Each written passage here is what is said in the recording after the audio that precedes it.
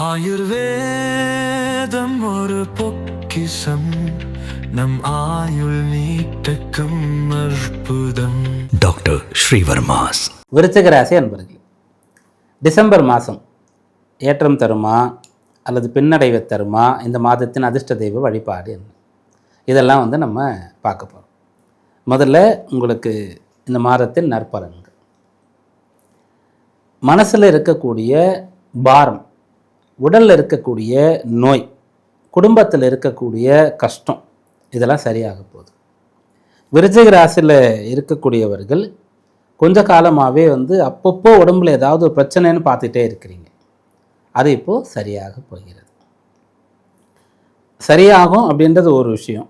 அதுக்கு தசாபுக்தியும் ஒத்துழைக்கணும். இல்லைன்னு சொன்னால் எதனால் வருது அப்படின்றத கண்டுபிடிச்சிடலாம். இதன் பிறகு வராமல் பார்த்துக்கலாம், அல்லது அதற்கான தீர்வை தெரிஞ்சுக்கலாம்.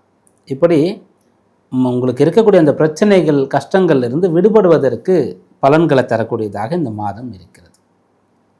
எப்படி இது சாத்தியமாகிறதுன்னு பார்க்கும்போது, ஃபஸ்ட்டு 6ஆம் அதிபதியாக இருக்கக்கூடிய செவ்வாய் ராசியில் இருக்கார். ராசியிலே அவர் ஆட்சி பெறுகிறார். அவருடைய மற்றொரு ஆதிபத்திய வீடு 6ஆம் இடம். தெரிந்தோ தெரியாமலோ 6ஆம் இட தொடர்பு செவ்வாயினால் உங்களுக்கு ஏற்பட்டது. அந்த செவ்வாயாகப்பட்டவர் இந்த டிசம்பர் மாதத்தில் 7ஆம் தேதி ஒரு வாரத்தில் ராசியிலேருந்து 2ஆம் இடத்திற்கு போகிறார். இது ஒன்று. ரெண்டாவது என்ன அப்படின்னு பார்க்கும்போது, உங்களுடைய ராசிக்கு 8ல் குருவுடைய சஞ்சாரம். 8ஆம் இடத்து தான் குரு வந்தார், பயிற்சியாகி அப்புறம் 9ஆம் இடத்திற்கு அதிச்சாரமாக திரும்ப 8ஆம் இடத்திற்கே போக போகிறார். 6ஆம் இட தொடர்பு முதல்ல இருந்ததா, முன்னாடி 8ஆம் இட தொடர்பும் இருந்ததா, குரு 9ஆம் இடத்திற்கு மறுபடியும் 8ஆம் இடத்திற்கு போயிட்டார். அப்போ 6, 8ஆம் இட தொடர்பு உங்களுக்கு இருக்கிறது. மூன்றாவது 12ஆம் இடம். அந்த 12ஆம் இடத்து அதிபதியாக இருக்கக்கூடிய சுக்கிரன் ராசியில் இருக்கார். 6, 8, 12 இந்த 3 பேருடைய தொடர்பும் ராசியில் இருக்கிறது. அப்படி இருக்கும்போது 5ஆம் இடத்துல சனி இருக்கார். அதனால் ஏதோ ஒரு உபாதையம் நீங்கள் பார்த்துட்டே இருக்கிறது, உடல் ரீதியாக இல்லைன்னா மன ரீதியாக ஏதோ ஒரு கஷ்டத்தை பட்டுட்டே இருக்கிறது. இந்த ஒரு நிலை உங்களுக்கு இருக்குது. ஒரு சில பேருக்கு இது அப்படியே விபரீத ராஜயோகமாக வேலை செஞ்சு கொடுக்கும். அதாவது மிகப்பெரிய வெற்றியை, உச்சத்தை, நிலையை அடைவாங்க. ஆனால் அவங்களுக்கு டைமே இருக்காது. அவங்க ஃபேமிலியோட ஸ்பெண்ட் பண்ணுறதுக்கான டைமே அவங்களுக்கு இருக்காது. இன்னும் சொல்லப்போனால் சொன்னாலே தெரிகிற அளவிற்கு விவிஐபியாக இருப்பாங்க, பிரபல்யமானவராக இருப்பாங்க. ஆனால் இப்போது ஒய்ஃபுக்கு ப்ரெக்னன்சி, அவங்க டெலிவரி டைம், இப்போது ஒய்ஃப் ப்ரெக்னெண்ட்டாக இருக்காங்கன்னா டெலிவரி டைம்னால் கூட போயிருக்க முடியாது. அப்படி ஒரு பிறந்த குழந்தைய கூட உடனே போய் பார்க்க கூட அவங்களால முடியாது. அவங்க டைம் அவங்கக்கிட்ட இருக்காது. அப்படிப்பட்ட நிலை இருக்கும். அதுதான் விபரீத ராஜயோகம். ராஜயோகம்னா ஒருத்தர் ராஜாவை போல் எல்லாம் அனுபவிக்கணும். ஆனால் அந்த ராஜாவுக்கு அந்நிய தேசத்தினோட ஒரு போர் ஏற்படுகிறதுன்னு சொன்னால் அவர் எல்லாத்தையுமே ரிஸ்கில் வச்சுருவார். அவருடைய தேசத்தையும் ரிஸ்கில் வச்சுடுவார், அவருடைய ராணியும் ரிஸ்கில் இருப்பார், இளவரசியும் ரிஸ்கில் இருப்பாங்க, அவருடைய உயிரும் ரிஸ்கில் இருக்கும். எல்லாமே அவரை டார்கெட் பண்ணுற மாதிரி இருக்கும். இதுதான் விபரீத ராஜயோகம். ரொம்ப பெரிய ஒரு நிலையை நம்ம அடைஞ்சோன்னு சொன்னால் எதையும் இழப்பதற்கும் எதையும் தியாகம் செய்வதற்கும் தயாராக இருக்கணும். அதனால தான் அதுக்கு அந்த பேரை வச்சுருக்காங்க. அதுபோல் நிலை விருச்சிக ராசி அன்பர்களுக்கு ஏற்படும். அந்த எக்ஸ்ட்ரீமுக்கு போயிடுறது. அப்படி இல்லைன்னு சொன்னால் ரொம்ப இந்த எக்ஸ்ட்ரீமில் இருந்து ஏதாவது ஹெல்த் இஷ்யூஸ் வந்துகிட்டே இருக்குது, ஏதாவது கஷ்டம் வந்துகிட்டே இருக்குது அப்படின்னு இருக்கிறது. இதெல்லாம் இப்போது சரியாகும். சரியாகிறதுக்கு என்ன காரணம் அப்படின்னு பார்த்தா, இதற்கு இந்த குருன்னு சொல்லக்கூடியவர் 8ஆம் இடத்துல இருக்காருன்னு சொல்லிட்டோம். அவருடைய சப்போர்ட் கிடைக்கலன்னு பார்த்துட்டோம். சனி 5ல் இருக்கார், அதனாலேயும் பிரச்சனை வருது அப்படின்றத பார்த்துட்டோம். இதற்கு என்ன ஒரு விஷயம்னா, கேது உங்கள் ராசிக்கு 10ஆம் இடத்துல இருக்கார். அப்போ உங்களுக்கு ஞானத்தை கொடுப்பார். ஞானத்தை கொடுப்பாருன்னு சொன்னால் உங்களுக்குன்னு பொறுப்புகள் இருக்கிறது, கடமைகள் இருக்கிறது, அதை நீங்கள் நிறைவேற்றித்தான் ஆகணும். உங்களை பற்றி தனியாக யோசித்து உட்கார்றதுக்கு உங்களுக்கு டைம் கிடையாது, அப்படி பண்ணக்கூடாது அப்படின்ற ஞானத்தை கொடுத்துக்கிட்டே இருப்பார். அதனால் உங்களுக்கு எல்லாத்தையும் தூக்கி போட்டு நீங்கள் உங்களுடைய கடமைகளை செய்கிறதுக்கான ஒரு சக்தி கிடைக்கும்.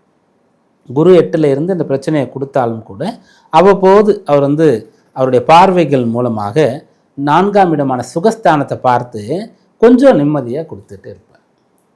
அப்போ உங்களுக்கு ஒரு ரிலாக்ஸேஷன் கிடைச்சதானே திரும்ப நீங்கள் எந்திரிச்சு ஓட முடியும், தூங்கினா தானே திரும்ப எந்திரிச்சு வேலை பார்க்க முடியும். அப்படிப்பட்ட ஒரு விஷயம் இருக்கும். இது ஆண்டுகோள்கள்னால கிடைக்கும். மாதக்கோள்கள் அப்படின்னு பார்க்கும்போது இந்த சுக்கிரன் 12ஆம் அதிபதி நம்ம பார்த்தோம் இல்லையா, அவரும் அப்புறம் புதன் அவர் வந்து ராசியில் சேருது. 8ஆம் அதிபதி பார்த்தோம்ல, அவர் 11ஆம் அதிபதியாக இருப்பார். அப்போ சுக்கிரன் புதன்னு சொல்கிறதுனால உங்களுக்கு தெரிந்த கலைகளை நீங்கள் வந்து கலைகளில் ஈடுபடுவதன் மூலமாக அது உங்களுக்கு ஒரு ஆறுதலை கொடுக்கும். உங்களுக்கு தெரிந்த வேலையை பண்ணுறது, கற்றுக்கிட்ட வேலையை பண்ணுறது, படித்த படிப்பு அல்லது படிக்கிறதுக்காக டைம் ஸ்பெண்ட் பண்ணுறது, அதனால் உங்களுக்கு ஆறுதல் கிடைக்கும். அதனால் உங்களுக்கு தீர்வு கிடைக்கும், ஒரு ரிலாக்ஸேஷன் கிடைக்கும். இதை வந்து நீங்கள் செய்யணும். ஒன்று பொறுப்பு இருக்குது, கடமை இருக்கிறது, நம்மளை நம்பி அவங்க இருக்காங்கன்னு நினச்சி போவீங்க. ரெண்டாவது ஒரு இசையை கேட்கறதுனால, ஒரு நாட்டியத்தை பார்க்கறதுனால, ஒரு திரைப்படம் பார்க்கறதுனால, ஒரு புத்தகத்தை வாசிக்கிறதுனால உங்களுக்கு கிடைக்கும். மூணாவது அப்படின்னு பார்க்கும்போது படிக்கிறதுனால, ஒன்றை கற்றுக்கொள்வதன் மூலமாக உங்களுக்கு ஆறுதலானது கிடைக்கும். இதெல்லாம் இந்த மாதத்தில் உங்களுடைய பிரச்சனைகளுக்கு தீர்வாக இருக்கிறது. அடுத்து என்ன பலன் கிடைக்க போகிறது இந்த மாதத்தில் அப்படின்னு பார்க்கும்போது, ராசியில் இருக்கிற ஒவ்வொரு கிரகமாக ராசிக்கு 2ஆம் இடத்திற்கு வந்து கொண்டே இருக்கும். அப்போ என்னென்னா, உங்கள் மூலமாக நீங்கள் வந்து பொருள் ஈட்டுறது. நீங்கள் வந்து இப்போ படித்து முடித்து கடைசி வருஷத்தில் இருக்கிறீங்கன்னு சொன்னால் வேலைக்காக இப்பயே நீங்கள் தயாராக ஆரம்பிச்சிடுறது. இந்த விஷயமானது நடக்கும். ரெண்டாவது, நீங்கள் வந்து ஒரு கைத்தொழிலை கற்றுக்கொண்டு இருந்தீங்கன்னா, இதை நாமளே செய்யக்கூடாது, தான் நமக்கு நல்லா தெரியுமே அப்படின்னு யோசிக்கிறது. பணம் வருவதற்கான வழிகளில் நீங்கள் சிந்திக்கிறது, அதை முயற்சிக்கிறது, அது உங்களுக்கு பணத்தை கொடுக்கறது. இந்த விஷயத்தை பலனாக சொல்லலாம். குடும்பத்தில் புதுசாக ஒரு நபர் வர்றது, வீட்டில் ஒரு குழந்தை பிறக்கிறது, கல்யாணம் ஆகி வீட்டுக்கு ஒரு மருமக வர்றது, அதனால் உங்களுக்கு வந்து ரொம்ப சந்தோஷம், நிம்மதி கிடைக்குது. அந்த குழந்தைய பார்த்தாலே எவ்வளோ கஷ்டங்கள் இருந்தாலும் சரியாகும் சொல்லுவாங்க. அதனால் ஒன்று. அதுபோல் புதுசாக ஒரு பொண்ணு வராங்கன்னு சொன்னால் அதனால் உங்களுக்கு வந்து அவங்களோட சேர்ந்து நிறைய விஷயங்களை அவங்களுக்கு கற்றுக் கொடுத்து 2 பேரும் பேசி தனிமையாக இருக்கக்கூடியவர்களுக்கு அந்த தனிமை போகும் அப்படின்ற மாதிரி சொல்லலாம். குடும்பத்தினால, குடும்ப நபர்கள்னால, குடும்பத்திற்கு புதிதாக வரக்கூடிய நபர்கள்னால உங்களுக்கு பலனானது கிடைக்கப் போகிறது. இதெல்லாம் வந்து இந்த மாதத்தின் பலனாக இருக்குது. கவனமாக இருக்க வேண்டிய விஷயம் என்ன அப்படின்னு பார்க்கும்போது, மிகப்பெரிய விஷயங்களை நோக்கி இப்போ நீங்கள் போகிறது அவ்வளோ உச்சிதமாக இருக்காது. ஏன்னா இப்போ நம்ம சொன்ன அந்த 6, 8, 12 அப்படின்றதுலாம் உங்களை வந்து ரொம்ப பெரிய விஷயங்களை நோக்கி இழுக்க பார்க்கும். அதை நீங்கள் உங்களுடைய கோலாக வச்சுக்கலாம். ஆனால் இப்போது எடுக்கும்போதே அதை நோக்கி போயிடக்கூடாது. ரொம்ப சிறுக சிறுக கொஞ்சம் கொஞ்சமாக போகலாம் அப்படின்ற மாதிரி நீங்கள் பார்த்துக்கலாம். வெளிநாடு போகிறதுக்கு திடீர்னு ஏதோ ஒரு வாய்ப்பு கிடைச்சது, சட்டுன்னு எதுவுமே பிளான் பண்ணலை, நான் வெளிநாட்டுக்கு போயிடுறேன் அப்படின்ற ஒரு விஷயத்தை நீங்கள் அவசரப்பட்டு செய்யக்கூடாது.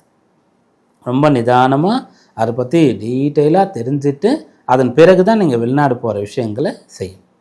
இதில் கவனமாக இருக்கணும். இந்த மாதத்தின் வழிபாடு என்ன அப்படின்னு பார்க்கும்போது, சிவபெருமான் வழிபாடு.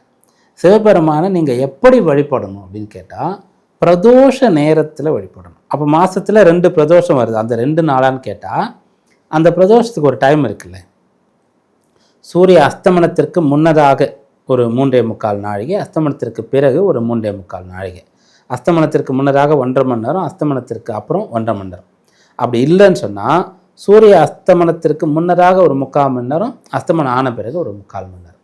இந்த டைம் 1.5 மணி நேரம் ஸ்பெண்ட் பண்ண முடியாதா? 1/2 மணி நேரம், 1/2 மணி நேரம். அந்த நேரத்தில் போய் சிவபெருமானை வழிபடுங்க.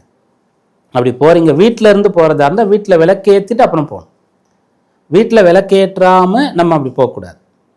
அதனால் வீட்டில் விளக்கேற்றினாலே ஒரு நைவேத்தியம் பண்ணணும். ஒரு நைவேத்தியம் பண்ணிவிட்டு அதன் பிறகு கிளம்பி நீங்கள் சிவாலயம் போகணும். அந்த பிரதோஷ நேரத்தில் சிவபெருமானை தரிசனம் பண்ணணும். இதை வந்து நீங்கள் என்றைக்கெல்லாம் முடியுமோ அன்றைக்கி செய்யுங்க. அப்படி இல்லை ஸ்பெசிஃபிக்காக எனக்கு ஏதாவது ஒரு நாள் சொன்னால் அன்றைக்கி தான் முடியும், எல்லா நாளும் முடியாதுன்னா புதன்கிழமை அன்றைக்கி போங்க. இதை நீங்கள் செஞ்சீங்கன்னு சொன்னால் இந்த மாதம் மனதில் இருக்கிற கஷ்டமோ, உடல் உபாதையோ, குடும்ப கஷ்டமோ, எந்த ஒரு பிரச்சனையாக இருந்தாலும் நிவர்த்தியாகும், நிம்மதியாக நீங்கள் இருப்பீங்க.